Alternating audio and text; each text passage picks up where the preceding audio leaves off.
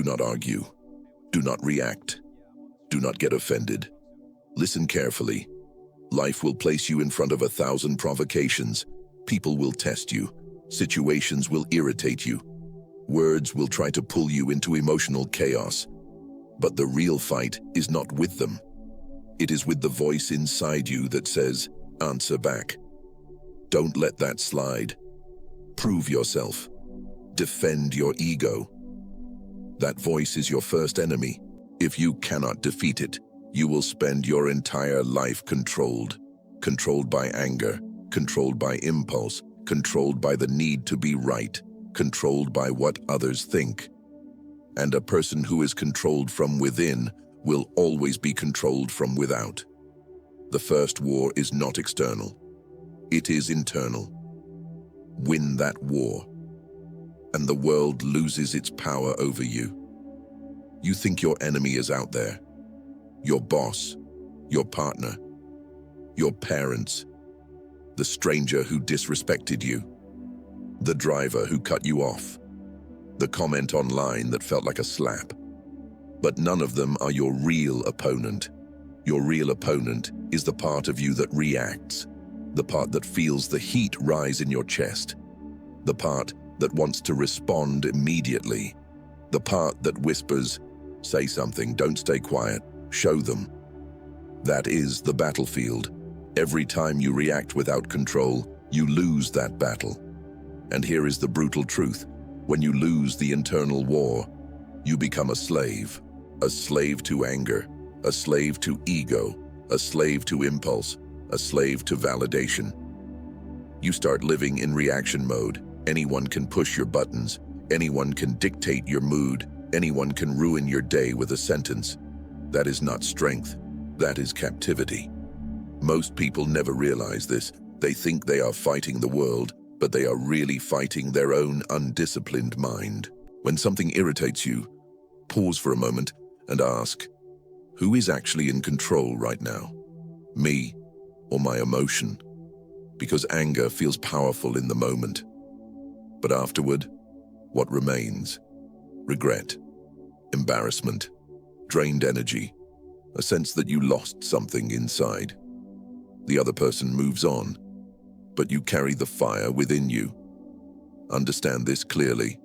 Anger does not punish the other person. It punishes you. The first war is always internal. You are not fighting people. You are fighting your interpretation of them. You are fighting your ego's need to defend itself. You are fighting your pride's demand to respond.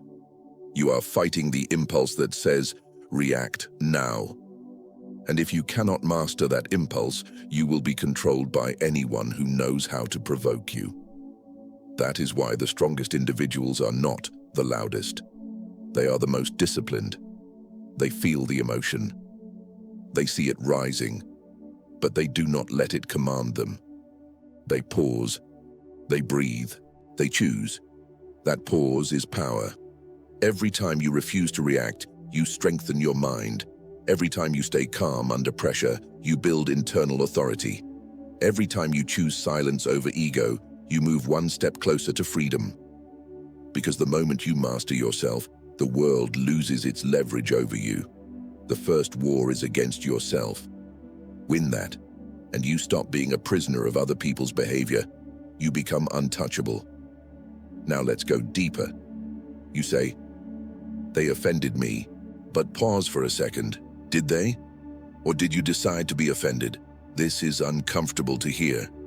Most people don't like this idea because it removes the comfort of blaming others. But here is the truth.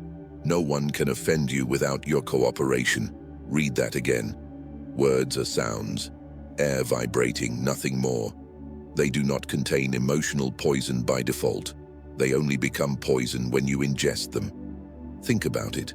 If someone insults you in a language you don't understand, does it hurt? No. Why? Because meaning creates the wound, not the sound. The offense is not in the words, it is in your interpretation. The moment someone speaks, your mind begins a silent dialogue. How dare they? They don't respect me. I won't allow this. They think I'm weak. And that internal story is what creates the pain, not the sentence. Your reaction begins inside you, not inside them. This is why two people can hear the same insult and respond completely differently. One explodes, the other shrugs. Same words, different interpretation. So where is the power? Inside. When you understand this, something shifts. You stop being emotionally hijacked by random people. You realize that getting offended is not automatic. It is a decision. And every time you choose offense, you hand over control. The person who angers you controls you. The person who offends you controls you. The person who provokes you dictates your internal state. Ask yourself honestly, why would you give that kind of power to someone who cannot even control themselves? When someone calls you useless, what actually hurts? The word or the doubt it activates inside you? When someone disrespects you, what burns?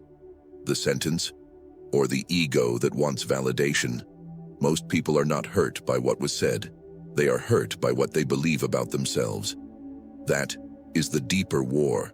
If you are solid internally, insults slide off you. If you are unstable internally, even a small comment feels like a dagger.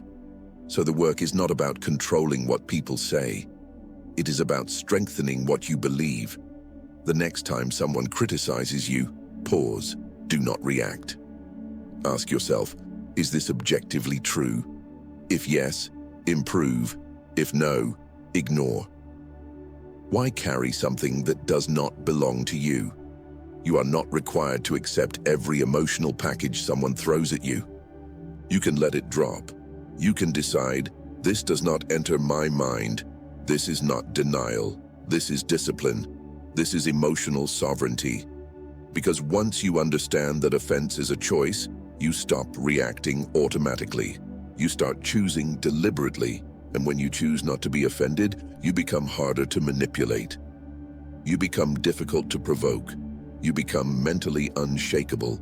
Offense is optional, and from this moment forward, you decide what enters your inner world and what does not. Listen carefully. Every time you argue, you descend. Pause for a moment. Ask yourself honestly, are you in control of your emotions, or are your emotions in control of you? Because this is where real power is decided. Not in how loud you are, not in how intimidating you appear, not in how many arguments you win. Power is determined by one thing. Can you remain steady when everything around you is unstable? Most people think strength is intensity. It's not. Strength is stability. Look around. People react to everything. A message changes their mood. A look ruins their day. A comment destroys their confidence. A disagreement triggers a storm. They are not living. They are being pulled. Pulled by praise, pulled by criticism, pulled by fear, pulled by ego. That is not power. That is emotional dependency. If someone can change your state with a sentence, they control you. If a stranger online can disturb your peace, you are not sovereign. If your mood depends on how others behave, you are not free. Emotional dominion means this: you feel the emotion, but you do not obey it. Anger rises, you observe it. Frustration appears, you study it. Embarrassment hits, you breathe through it. You do not suppress emotion, you master it. There is a difference. Suppression is pretending you don't feel. Mastery is choosing what to do with what you feel. Most people are dragged by their impulses. The disciplined person watches the impulse and decides. That gap between stimulus and response is where power lives. Imagine your emotions like a powerful animal. Untamed, it destroys everything around it. Disciplined, it becomes your strength. Anger can become clarity. Frustration can become focus. Fear can become awareness, but only if you control it. Otherwise, it controls you. And here's the deeper truth. When you master your emotional state, you become unmanipulable. No one can bait you. No one can provoke you. No one can destabilize you. Because your center is internal, not external. Think about the most intimidating person you've ever met. Were they the loudest, or were they calm? Calm is dangerous. Calm signals control. Calm signals confidence. Calm signals that your internal world is not available for chaos.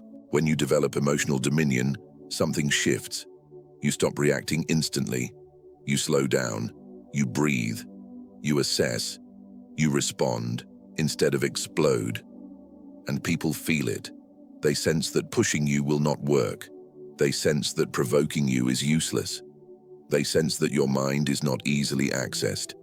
That is true power, not dominance over others, dominance over yourself. Because when you dominate your reactions, you dominate your trajectory. You conserve energy, you think clearly, you move strategically, you are no longer predictable. And unpredictability under control is strength. The world may be chaotic, people may be emotional, circumstances may be unfair, but inside you, there is order. Inside you, there is command. Inside you, there is a quiet authority that says, I choose my response. And once you reach that level, nothing external has leverage over you. Emotional dominion is not coldness. It is composure. It is not suppression. It is sovereignty. And the person who governs their emotions governs their life. It doesn't matter how right you are. It doesn't matter how wrong they are. The moment you step into a heated exchange driven by ego, you drop to that level. Arguments don't elevate you. They expose you. They reveal that your emotions are driving, not your discipline. Look at most arguments. Raised voices, fast reactions, interruptions, sarcasm, mockery, ego against ego. Nobody is listening. Nobody is learning. Both sides are just trying to win. But what does winning an argument actually give you? Validation, temporary satisfaction, a fragile sense of superiority. And what does it cost you? Energy, time, peace, self-control. Arguments are rarely about truth. They are about dominance. And when you feel the urge to argue, what is really happening? Your ego feels threatened. Your identity feels challenged. Your pride demands defense. So you react. But here is the brutal reality. When you argue with someone who lacks control, you become equally uncontrolled. It doesn't matter who started it. The moment you engage emotionally, you enter the mud. And in the mud, nobody looks dignified. Most people argue because they cannot tolerate being misunderstood. They need to correct. They need to explain. They need to prove. But a truly strong person does not need to be understood by everyone. They do not need to win every verbal battle. They know something deeper. The need to prove yourself is a weakness. The calm person in the room is always the most powerful. Watch it carefully. Two people shouting, chaos. One person calm, control. When you refuse to argue, you do not lose. You withdraw your energy from something beneath you. You recognize that not every opinion deserves your response. Not every criticism deserves your explanation. Not every provocation deserves your attention. Sometimes the most dominant move is silence. Sometimes the most powerful response is no response. Think about your past arguments. Did they truly change the other person? Or did they just harden positions? Did you walk away stronger or drained? Arguments are traps. They bait your ego. They tempt your pride. They invite you into emotional combat. And once you enter, your clarity disappears. Your voice rises. Your pulse increases. Your logic fades. You are no longer in control. You are reacting. And reaction is the opposite of mastery. The disciplined mind asks one question before engaging: is this worth my peace? Most of the time, the answer is no. You do not have to correct every fool. You do not have to respond to every accusation. You do not have to defend yourself against every misunderstanding. The higher you rise mentally, the less you argue. Because you understand. If you have to fight to prove your value, you are already lowering it. Let them talk. Let them misunderstand. Let them believe what they want. Your life will prove more than your words ever could. When you stop arguing, you stop giving away power. And when you stop needing to win, you become untouchable. Arguments lower you. Silence elevates you. Pause for a moment. Ask yourself honestly, are you in control of your emotions? Or are your emotions in control of you? Because this is where real power is decided. Not in how loud you are. Not in how intimidating you appear. Not in how many arguments you win. Power is determined by one thing. Can you remain steady when everything around you is unstable? Most people think strength is intensity. It's not. Strength is stability. Look around. People react to everything. A message changes their mood. A look ruins their day. A comment destroys their confidence. A disagreement triggers a storm. They are not living. They are being pulled. Pulled by praise, pulled by criticism, pulled by fear, pulled by ego. That is not power. That is emotional dependency. If someone can change your state with a sentence, they control you. If a stranger online can disturb your peace, you are not sovereign. If your mood depends on how others behave, you are not free. Emotional dominion means this: you feel the emotion, but you do not obey it. Anger rises, you observe it. Frustration appears, you study it. Embarrassment hits, you breathe through it. You do not suppress emotion, you master it. There is a difference. Suppression is pretending you don't feel. Mastery is choosing what to do with what you feel. Most people are dragged by their impulses. The disciplined person watches the impulse and decides. That gap between stimulus and response is where power lives. Imagine your emotions like a powerful animal. Untamed, it destroys everything around it. Disciplined, it becomes your strength. Anger can become clarity. Frustration can become focus. Fear can become awareness, but only if you control it. Otherwise, it controls you. And here's the deeper truth. When you master your emotional state, you become unmanipulable. No one can bait you. No one can provoke you. No one can destabilize you. Because your center is internal, not external. Think about the most intimidating person you've ever met. Were they the loudest, or were they calm? Calm is dangerous. Calm signals control. Calm signals confidence. Calm signals that your internal world is not available for chaos. When you develop emotional dominion, something shifts. You stop reacting instantly. You slow down. You breathe. You assess. You respond instead of explode. And people feel it. They sense that pushing you will not work. They sense that provoking you is useless.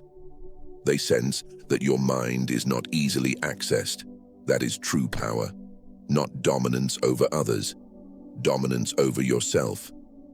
Because when you dominate your reactions, you dominate your trajectory. You conserve energy. You think clearly. You move strategically. You are no longer predictable.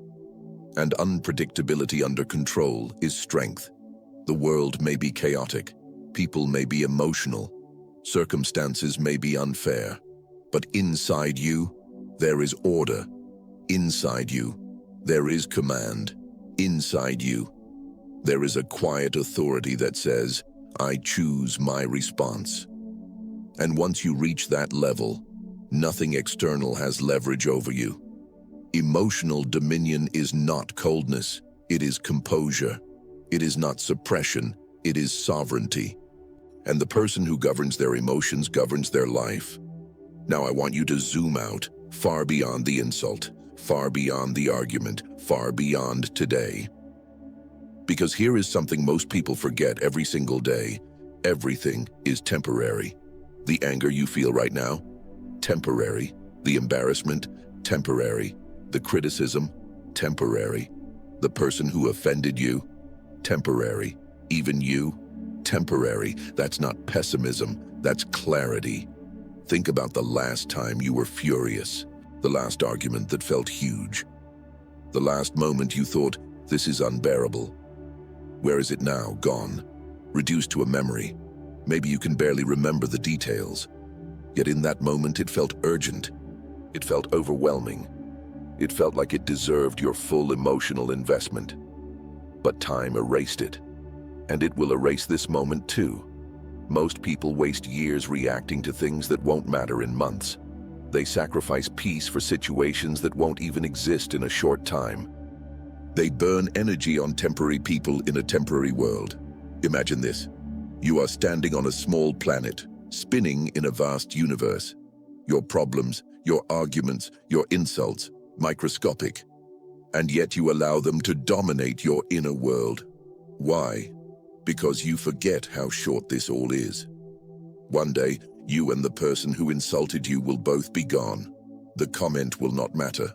The disagreement will not matter. The ego battle will not matter. So why are you letting it control your present? When you truly understand impermanence, your reactions soften, not because you are weak, but because you see clearly. You realize this will pass. The anger will pass. The humiliation will pass. The criticism will pass. The person will pass. Everything passes. And when you internalize that, something powerful happens. You stop clinging. You stop escalating. You stop overreacting, because you understand that your time here is limited. Every minute you spend arguing is a minute you never get back. Every hour you spend replaying an insult is an hour of your life gone forever. Is it worth it? Most of the time, the honest answer is no. Picture an hourglass in your mind. Sand falling, second by second. Your life moving forward, regardless of your mood. Now ask yourself, is this irritation worth a portion of my finite existence? Is this argument worth a piece of my life? Is this ego battle worth my time? When you remember that everything is temporary, your priorities sharpen. Peace becomes more valuable than pride. Calm becomes more important than proving a point. Silence becomes stronger than retaliation. Impermanence is not depressing. It is liberating. Because once you understand that everything fades, you stop holding so tightly. You let insults dissolve. You let arguments die. You let egos clash without joining them. You conserve your energy for what truly matters. Growth, purpose, character, discipline, everything else, temporary noise. And the person who understands this moves differently, slower to anger, quicker to let go, harder to disturb, because they know this moment will pass, and their peace is worth more than a temporary reaction. Listen carefully. When someone insults you, they are not exposing you. They are exposing themselves. An insult is not a description of your worth. It is a confession of their inner state. Pay attention to what comes out of people when they are angry. Bitterness, mockery, contempt, sarcasm, cruelty. Where does that come from? Not from you, from them. No one can project what they do not carry. If there is venom in their words, it is because there is venom in their mind. If there is rage in their tone, it is because there is chaos inside them. Healthy people do not attack randomly. Stable minds do not need to insult. Controlled individuals do not throw emotional punches. So when someone lashes out at you, pause. Instead of asking, why are they saying this about me? Ask, what is this revealing about them? An insult is emotional leakage. It is pressure escaping. It is frustration searching for a target.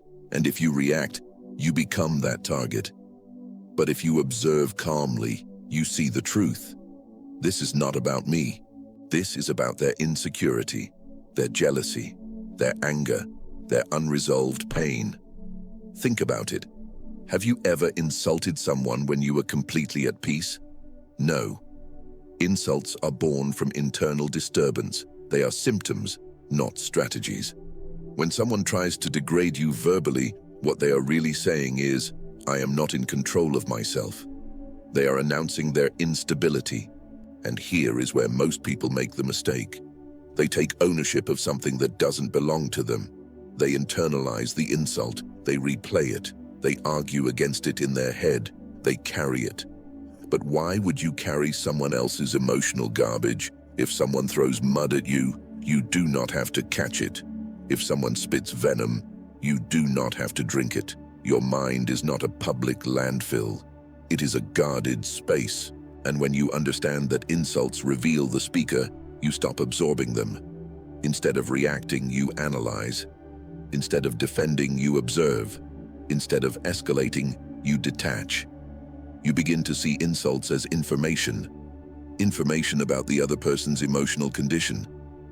Information about their level of discipline. Information about their maturity.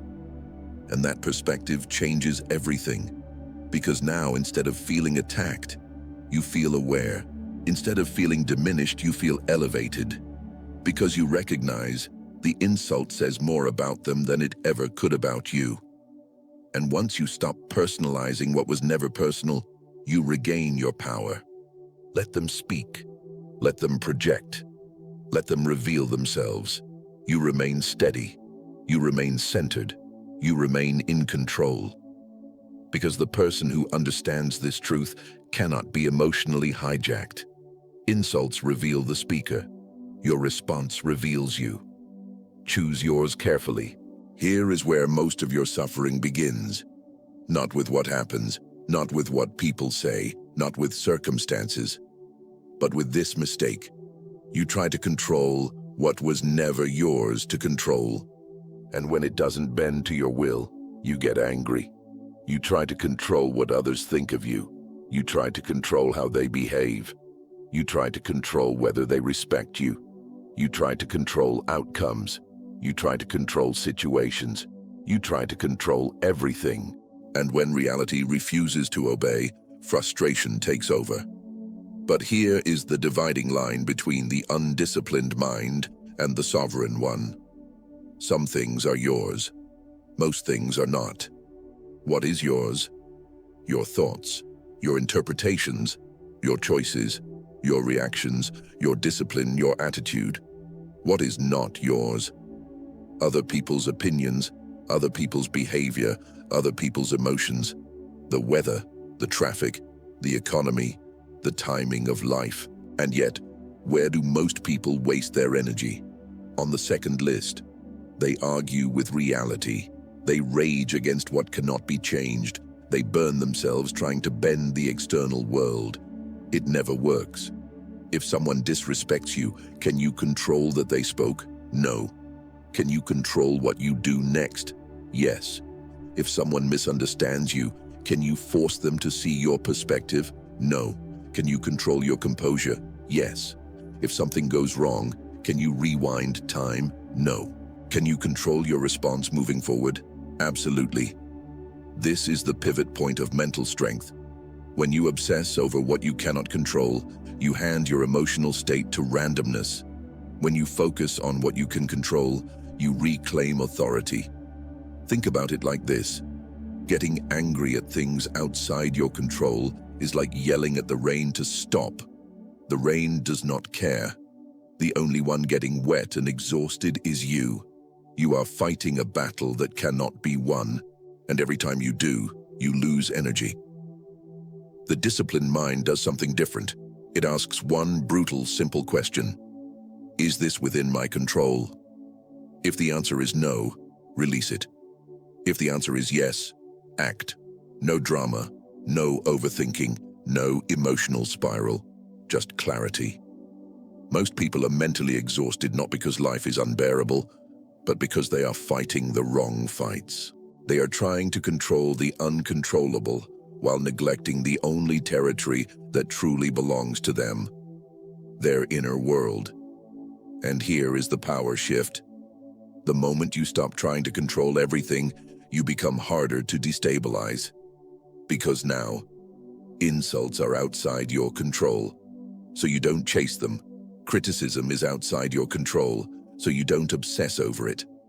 Other people's moods are outside your control, so you don't absorb them. You conserve your energy. You redirect it inward. You refine your thinking. You sharpen your discipline. You strengthen your reaction time. And suddenly, something changes. You are no longer reactive. You are deliberate. You are no longer scattered. You are focused. You are no longer emotionally available to chaos. You are centered. The world will continue doing what it does. People will continue being emotional. Circumstances will continue shifting. Unexpected events will continue happening. But you become stable because your focus narrows to one domain, what you can control. And once you master that domain, you realize something powerful. You never needed to control the world. You only needed to control yourself. And that is enough. Let's be honest. No one steals your peace. You give it away. It wasn't taken from you. It wasn't ripped from your hands. It wasn't forced out of your mind. You surrendered it. Every time you react impulsively, every time you replay an insult for hours, every time you obsess over what someone said, every time you argue in your head long after the moment is gone, you sign it over.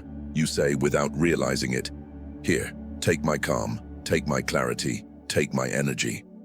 And what do you get in return? Stress, tension, mental noise, emotional fatigue. Look back at your last moment of irritation. Did the other person physically remove your peace? Or did you decide to let their behavior control your internal state? No one can reach inside your mind without your permission. But most people grant access instantly. A stranger cuts them off in traffic, peace gone. A coworker makes a sarcastic comment, peace gone. A message is left on read, peace gone. It's automatic, and that's the problem. Peace that can be removed in seconds was never guarded. If your inner stability depends on how others behave, you will always be unstable. Because people are unpredictable, circumstances are chaotic, the world is noisy. So if your calm is externally dependent, it will constantly collapse. Here is the shift. Your peace is not fragile. Your peace is not located in other people. Your peace is internal territory. But you must protect it like territory. Most people guard their money more than their mental state. They guard their reputation more than their inner calm. But the strongest individuals understand something different. Peace is power. When you lose your peace, you lose clarity. When you lose clarity, you lose control. When you lose control, you make decisions from emotion, not discipline. That's why protecting your peace is not softness, it's strategy. The next time someone provokes you, pause. Notice the urge to react. Notice the emotional spike. And then ask yourself, am I about to hand over my peace? Because the moment you choose to engage impulsively, you are transferring control. But when you pause, when you breathe, when you decide not to internalize it, you keep your authority. Imagine your mind as a fortress. There is one gate. Only you hold the key. Words knock on that gate. Provocations knock. Criticism knocks. But they do not enter unless you open it. And most people fling the gate open immediately. You don't have to. You can say internally, this does not enter. This is not worth my peace. My calm is not negotiable. And when you do that consistently, something happens. You stop being emotionally available to chaos. You stop reacting automatically. You stop donating your stability to unstable people. Peace is not something you wait for. It is something you guard. And the moment you realize that no one can take it, only you can give it, you stop giving it so easily. You become deliberate. You become composed. You become mentally fortified. Because your peace is no longer up for negotiation. And once you stop handing it over, you move through life differently, steadier, quieter, unshakable. There is a level of strength most people never reach because it requires restraint. And restraint is rare. Silence is not weakness. Silence is not fear. Silence is not submission. Silence is control. When someone provokes you and you don't react, you are not losing. You are demonstrating something most people lack: command over yourself. Look closely at people who constantly argue, explain, defend, and justify. They cannot tolerate being misunderstood. They cannot tolerate not having the last word. They cannot tolerate silence. So they fill the air with noise. Noise is insecurity trying to look powerful. But silence is confidence that doesn't need applause. When you argue, you lower yourself to the level of whoever is provoking you. When you remain silent, you rise above it. Silence frustrates those who seek reaction. It disarms those who seek chaos. It exposes those who rely on emotional manipulation. Why? Because they feed on your response. They feed on your anger. They feed on your explanation. They feed on your need to defend yourself. Remove your reaction, and they have nothing to work with. Imagine two people yelling at each other. Chaotic, messy, unstable. Now imagine one person shouting, and the other standing calmly, saying nothing. Who looks stronger? Who looks controlled? Who looks unshaken? Silence creates psychological asymmetry. The louder they get, the calmer you appear. The more they push, the more composed you remain. And in that contrast, power becomes obvious. Silence is not passive. It is intentional. It says, I do not engage in battles beneath me. It says, my energy is not available for this. It says, you do not get access to my inner state. Most people cannot stand silence in confrontation. They need a reaction to feel validated. They need noise to feel important. But when you give them nothing, their aggression collapses under its own weight. Your silence becomes a mirror. It reflects their instability. It highlights their lack of discipline. It magnifies their emotional chaos. And the more still you remain, the clearer that contrast becomes. Silence is not about avoiding confrontation forever. It's about refusing unnecessary confrontation. It's about choosing when to speak, not reacting automatically. There is power in measured words, but there is even greater power in controlled silence. When you do speak, it carries weight, because it is not impulsive. It is deliberate. The disciplined individual does not waste language. They do not rush to defend. They do not scramble to explain. They move strategically. They respond when it matters. They remain silent when it doesn't. Silence protects your energy. Silence preserves your authority. Silence strengthens your presence. And over time, people recognize something. You cannot be baited. You cannot be pulled into chaos. You cannot be emotionally manipulated. That is supremacy, not dominance over others, dominance over impulse. The next time someone tries to provoke you, pause. Let the silence stretch. Let them sit in it. Let your composure do the talking. Because when you master silence, you master the room. And when you master yourself, no one else can master you. You made it this far. That already separates you. Because most people don't want discipline. They want validation. Most people don't want control, they want comfort. Most people don't want mastery, they want to be right. But you stayed. And now you're standing at a line. A real one. On one side is the reactive life. The life where anyone can trigger you. Where strangers control your mood. Where criticism dictates your confidence. Where arguments drain your energy. Where your peace is fragile and negotiable. That's the crowded side. Most people live there. On the other side is something different. Composure, restraint, clarity, authority. A quiet, steady power that doesn't need to shout. Crossing that line means this. You stop blaming the world. You stop handing over your peace. You stop reacting to everything. You stop arguing with noise. You stop letting temporary people create permanent emotions inside you. You become disciplined internally. And here's the truth most will never accept. If you don't master your mind, the world will master you. If you don't control your emotions, others will control your state. If you don't choose your reactions, you will live in reaction mode forever. Crossing the line is not dramatic. It's quiet. It happens in small moments, when you pause instead of snapping, when you stay silent instead of arguing, when you breathe instead of exploding, when you let it go instead of escalating. That's where identity shifts, not in big declarations, in disciplined decisions. From today forward, you decide, no one steals my peace, I guard it. No one controls my emotions, I regulate them. No one drags me into chaos, I choose my level.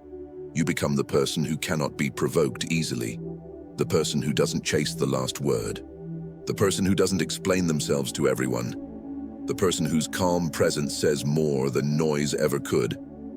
That's not weakness, that's dominance. And understand this clearly.